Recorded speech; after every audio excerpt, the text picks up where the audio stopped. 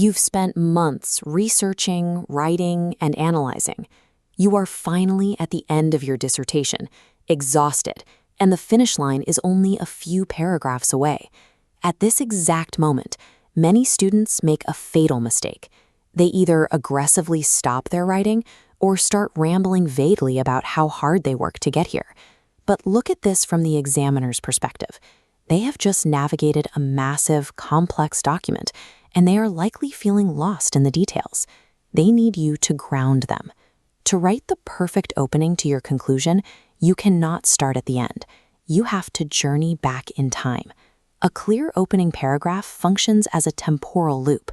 It guides the examiner back through the project's history to demonstrate its final value. Our first coordinate is day 1, the absolute origin of the project.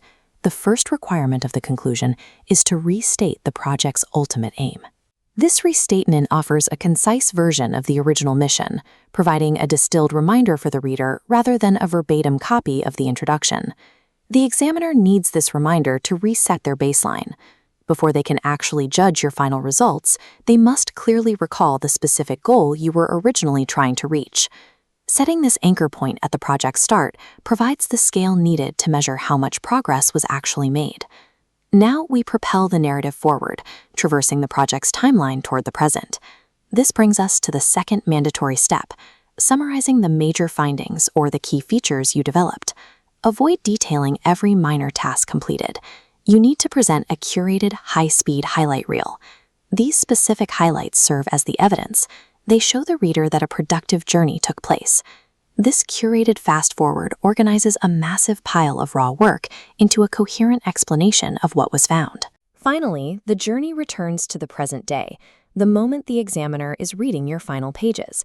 At this point, you place the original aim directly next to the summarized major findings for a side-by-side comparison.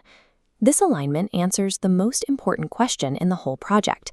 Did the research actually do what it promised to do? You must provide a critical evaluation of whether the specific objectives were achieved, offering a nuanced assessment beyond a simple yes or no.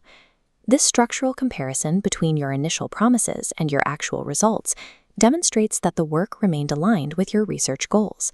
By restating the aim, summarizing findings, and evaluating objectives, you have completed the temporal loop.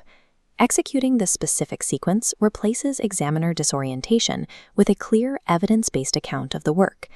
This structured opening provides the necessary context for the remainder of the dissertation's conclusion. Once this loop is closed, move safely into discussing limitations, deeper reflections, and future recommendations. Document your temporal journey clearly to ensure that every objective you met is recognized and understood.